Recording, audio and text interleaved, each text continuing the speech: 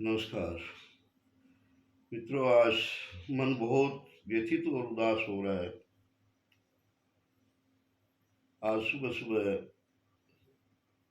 Album देखा जिसमें मेरे पुराने मित्र जो मेरे दिल के बहुत ही करीब रहे थे वो आज हमारे बीच नहीं है। उनकी स्मृति में आज मैं और कोई काम नहीं करूँगा।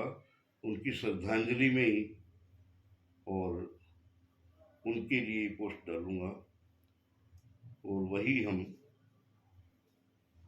उनकी उनके लिए सच्ची श्रद्धांजलि। और उनके लिए मैंने एक बहुत ही दुख भरा पुराना गीत था, उनकी स्मृति में मैंने उन्हीं को प्रस्तुत किया है श्रद्धांजलि के रूप में।